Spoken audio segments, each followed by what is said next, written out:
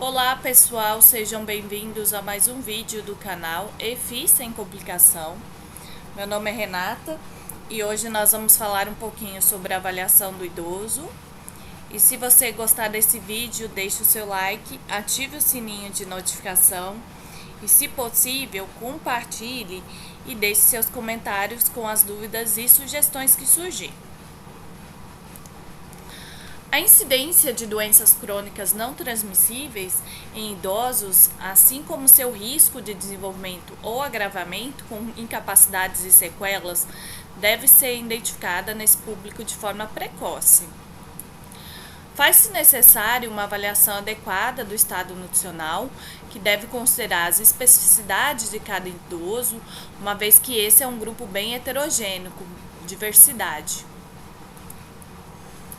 O estado nutricional do idoso é comprometido por alguns fatores que incluem sinais e sintomas como fadiga, cansaço, diminuição do apetite, distúrbios do sono, alterações psíquicas, síncope, perda súbita e transitória da consciência por falta de irrigação cerebral, quedas, alterações auditivas, dispneia em função do declínio das funções pulmonares, cardíacas e muscular, alterações urinárias, alterações digestivas e queixas osteoarticulares.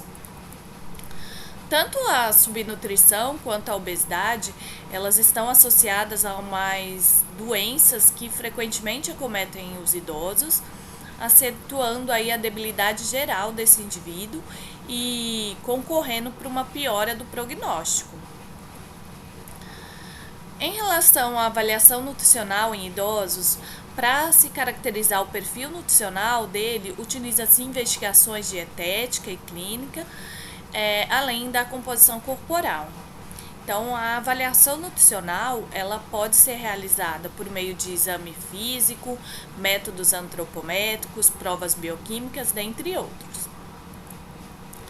Em relação aos inquéritos alimentares, a anamnese alimentar, ela deve ser adaptada para essa população, de uma forma que fique clara, e deve abordar aspectos socioeconômicos e culturais, clínico e alimentar, além de atentar para questões de saúde voltada para a cavidade oral, se tem a conservação dos dentes, se ou utiliza próteses existentes, e suas condições de adaptação, se apresentam dificuldades mastigatória, de deglutição, se tem a ocorrência de alguma disfunção do trato gastrointestinal e do sistema urinário, em relação também à acuidade visual e auditiva, se utiliza algum medicamento, qual o grau de mobilidade e dependência desse paciente, os utensílios que ele utiliza, se tem alguma preferência e intolerância alimentar. Então, tudo isso aí visando um conhecimento geral desse paciente. A avaliação subjetiva, então, a avaliação pelo exame físico. Os sinais clínicos, eles têm uma baixa especificidade para identificar problemas nutricionais no idoso, pois muitas vezes eles podem ter como alteração fisiológicas decorrentes do próprio processo de envelhecimento, que a gente sabe que com o envelhecimento tem uma série de alterações fisiológicas. O exame físico, ele é um instrumento de grande valia para assistência do idoso e ele deve ir além da simples avaliação clínica, para direcionar melhor o planejamento, o acompanhamento e avaliação de ações de todos os profissionais aí da área da saúde. Ele deve abordar as chamadas síndromes geriátricas, que vai envolver aí a avaliação da mobilidade, se tem incontinências, depressão e alterações cognitivas, além da adequação do uso de medicação e alterações ponderais. A avaliação geriátrica ampla, ela é uma ferramenta interdisciplinar e multifuncional de avaliação do idoso que aborda os aspectos médico, funcional, psicológico e social, e ela determina aí as deficiências e incapacidades do idoso para favorecer o planejamento de ações intervencionais do seu cuidado e o acompanhamento a longo prazo. Quanto menor a pontuação, maior o problema, né? Então, uma pontuação inferior a 19, ela indica 5 vezes maior risco de quedas do indivíduo. Então, em relação à avaliação aí do equilíbrio e mobilidade, avaliação realizada pelo exame neurológico e do aparelho locomotor, devendo-se aí observar se tem alguma necessidade de bengala, andadores, dentre outros. Para a avaliação do equilíbrio e mobilidade, nós temos uma escala, né? E conforme eu mencionei anteriormente, quanto menor a pontuação, maior o risco de quedas aí do idoso.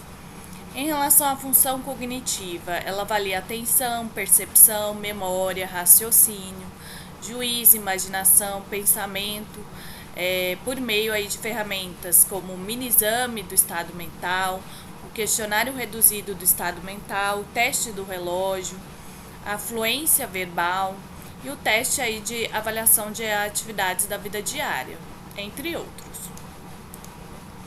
Então aqui nessa imagem eu trago a escala geriátrica do mini-exame do estado mental, né? E ali, por exemplo, o indivíduo ele tem que identificar, né, o ano, a estação do ano, o dia da semana, o mês e o dia, né? E memorizar copo, mala, carro, alguns fatores para você poder fazer esse exame de estado mental dele. Em relação às deficiências sensoriais, né, elas são avaliadas por meio de questões sobre as deficiências visual e auditiva, indicando exames que detectem essas deficiências. As condições emocionais e sintomas depressivos são avaliados pela aplicação da escala geriátrica e ela pode ser completa ou abreviada. A disponibilidade e adequação de suporte familiar e social, ela avalia se o idoso ele sente-se satisfeito e se ele pode contar com a família, se participa da vida familiar e oferece apoio quando os membros têm problemas, se existem conflitos com as gerações que compõem a família, se suas opiniões são acatadas e respeitadas pelos demais componentes da família, se eles têm amigos, se eles podem contar com esses amigos e se apoia os amigos quando eles têm problemas. Sobre as condições ambientais, avalia se o ambiente ele é adequado ao idoso ou se existe alguma possibilidade de modificação para adaptá-lo às suas limitações. E aqui nós temos como capacidade funcional, né? Aplica-se escalas que vai avaliar a capacidade de executar atividades básicas da vida diária, que está relacionado com a sobrevivência, e atividades instrumentais da vida diária, que está relacionado aí com os afazeres de casa, se ele consegue viver em sociedade sozinho. Então aqui dentro da escala geriátrica, né, eu trago as escalas de atividades básicas da vida diária, né? Então em A seria uma dependência parcial, D dependência total e independência. Então para o banho, se ele não tem nenhuma assistência, seria independência.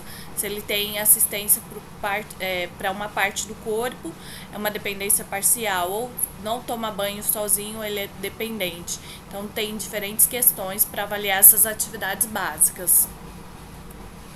A capacidade do funcional do indivíduo, ela é definida como a habilidade de executar atividades que vão possibilitar cuidar de si próprio e viver independente no seu meio. E os instrumentos de avaliação são as escalas que vão avaliar a capacidade de executar as atividades da vida diária, que, conforme eu disse, estão relacionados com a sobrevivência do indivíduo, e as atividades instrumentais da vida diária, que está relacionado com viver sozinho em sociedade. Em relação ao estado e risco nutricionais, nessa avaliação os idosos eles devem ser separados em 2 grupos, de 60 a 69 anos e de 70 ou mais, e avalia os fatores de risco. Verifica aí o desequilíbrio entre as necessidades e o consumo, bem como a ocorrência de infecções, problemas sociais, doenças crônicas, se faz uso de álcool e tabaco. E as ferramentas utilizadas são antropometria, mini avaliação nutricional, avaliação laboratorial, né? Albumina, transferrina, pré-albumina, linfócitos, colesterol, eletrólitos, vitaminas e minerais, sobre a função hepática e renal. Então, a avaliação nutricional subjetiva global. Ela é uma ferramenta sensível para detectar os fatores de risco associados à subnutrição e utiliza, para tanto, um questionário composto por questões simples, que possibilita destacar os sinais de alerta do comprometimento do estado nutricional, direcionando as intervenções que devem ser realizadas pelos profissionais da saúde. Então, nós temos aqui o Nutrition Screening. Ele considera-se que o bem-estar nutricional é um componente integral da saúde, da independência e da qualidade de vida de pessoas idosas, e elaborou-se aí então um questionário composto por 10 questões.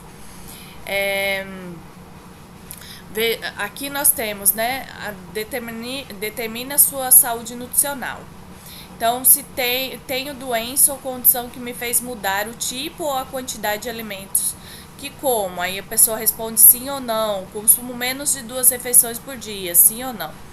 Então, o total de pontos aí, né, de 0 a 2, ele seria bom revisar a avaliação em 6 meses, de 3 a 5 seria um risco nutricional moderado, né, o indivíduo ele deveria mudar hábitos alimentares e estilo de vida, procurar aí um nutricionista e reavaliar a cada 3 meses. 6 ou mais é um alto risco nutricional, então eles devem procurar um nutricionista de forma urgente. A mini avaliação nutricional, né, avalia o risco de depressão nutricional em idosos antes que as alterações clínicas se manifestem. A soma dos scores dele possibilita diferenciar os seguintes grupos de pacientes idosos.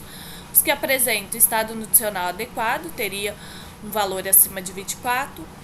O que tem risco de depressão nutricional, porém com bom prognóstico para intervenção, entre 17 e 23,5.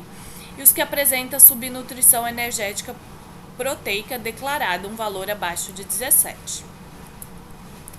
Ela está dividida em medidas antropométricas, peso, estatura e perda de peso, a avaliação global com 6 perguntas relacionadas com modo de vida, medicação e mobilidade, o questionário dietético com 8 perguntas relativas ao número de refeições, autonomia na alimentação, ingestão de alimentos e líquidos e avaliação subjetiva, autopercepção aí da saúde e da nutrição do indivíduo.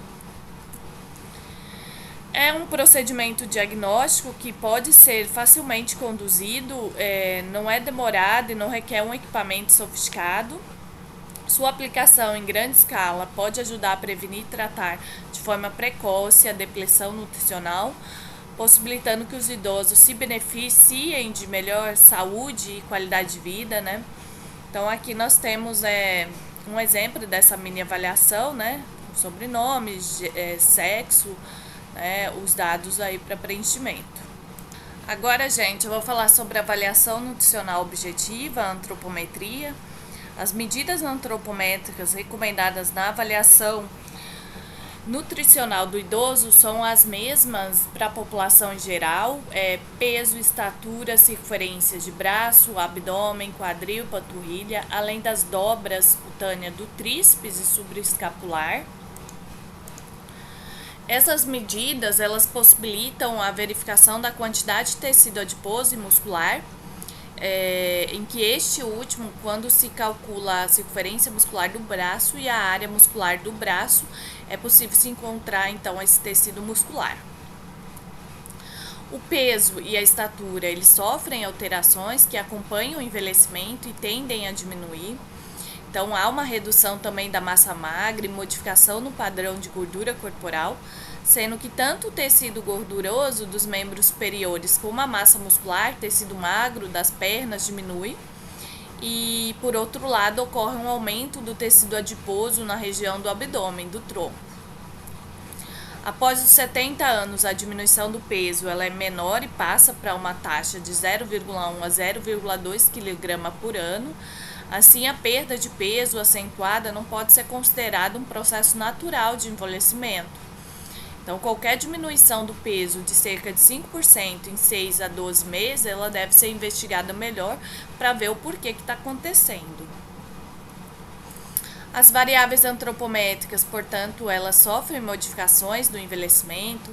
A dobra trispital e a circunferência do braço, elas diminuem, a circunferência do abdômen aumenta. O IMC, que é obtido aí pela divisão do peso pela estatura ao quadrado, ele é frequentemente utilizado como indicador do estado nutricional pela boa correlação que ele tem com a massa corporal. Porém, né, em geral, o uso do IMC em idosos pode não ser muito fidedigno pela ocorrência de doenças, uso de medicamentos e ausência de ponto de corte específica para essa faixa etária. Além disso, existe aí um comprometimento em razão do decréscimo da estatura, do acúmulo de tecido adiposo, da redução da massa corporal magra e da quantidade de água no organismo, que são características próprias aí do envelhecimento. Na impossibilidade de caminhar, né, do idoso, as medidas de peso e estatura ela pode ser obtida por meio de equações estimativas, né? Então aqui eu trago equações para o cálculo do peso estimado, precisa da circunferência da panturrilha, comprimento da perna, circunferência de braço e dobra cutânea subescapular. Nós temos o cálculo específico para homens e para mulheres. Em relação à estatura, né, precisa aí do comprimento da perna do avaliado. A maioria dos estudos sobre avaliação nutricional dos idosos utiliza valores propostos pela OMS para a classificação do IMC como indicador de adiposidade em idosos, quando ele tem 60 anos ou mais, principalmente mulheres.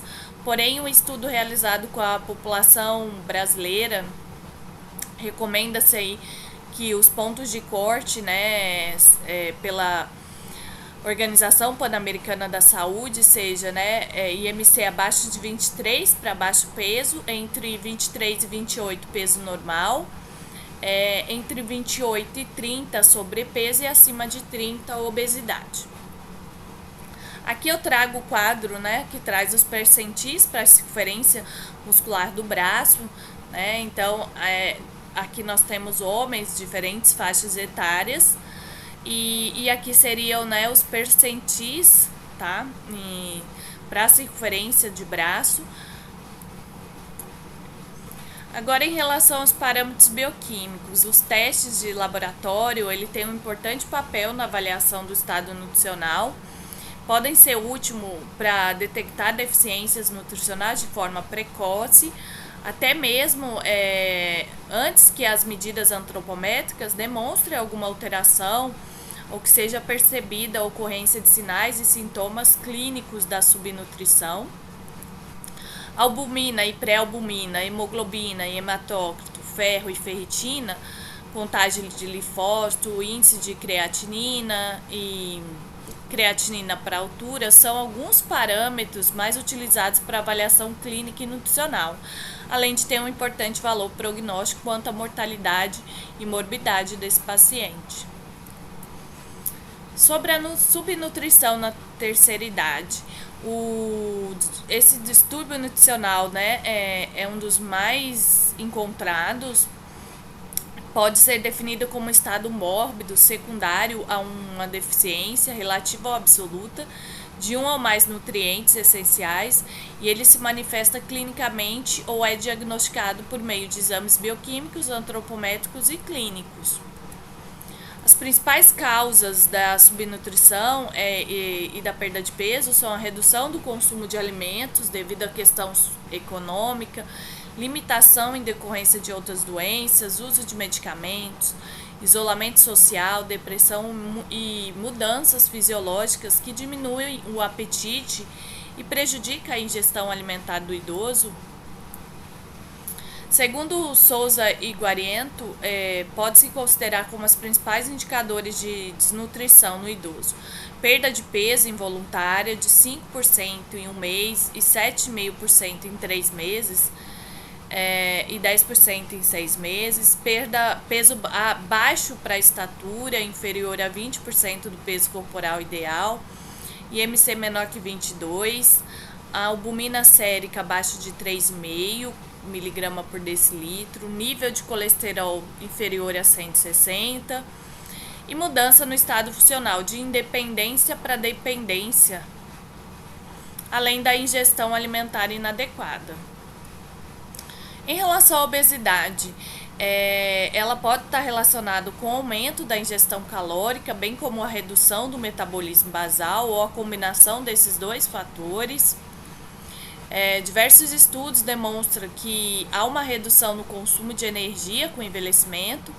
Dessa forma, é possível que um dos principais fatores que predispõem o sobrepeso em idoso seja a queda do gasto calórico em decorrência da queda do metabolismo basal, pela redução do efeito térmico produzido pelos alimentos e aumento do sedentarismo. E outro fator aí seria que pode contribuir para esse excesso de peso são as alterações hormonais que acontecem. A sarcopenia na terceira idade, gente, estudos mostram que ela pode ter o aparecimento precoce decorrente de padrões alimentares inadequados, sedentarismo, medicamentos e doenças crônicas, né? Então ocorre uma redução da massa muscular. A densitometria óssea do corpo total, ela é um método utilizado aí para se diagnosticar a sarcopenia. A gente já falou sobre o DEXA, ele é um método. E o tratamento aí está relacionado à prática de exercícios de resistência, de força, associado à alimentação. Então aqui eu trago, né, uma imagem, né, de Silva et al. 2006, que mostra os fatores relacionados ao início da sarcopenia no idoso, né? Então nós temos fatores hormonais, nutricionais, metabólicos e imunológicos.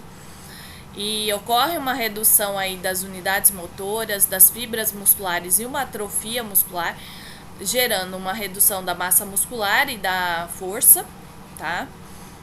Isso desencadeia a sarcopenia, né? Que vai desencadear fraqueza, imobilidade nesse idoso. A atividade física, ela vem sendo colocada aqui, né, como um fator que pode auxiliar a alimentação também. E essa sarcopenia, gerando fraqueza e mobilidade, ela leva aí o paciente a uma incapacidade de perda de independência. Por isso é importante cuidar desse fator.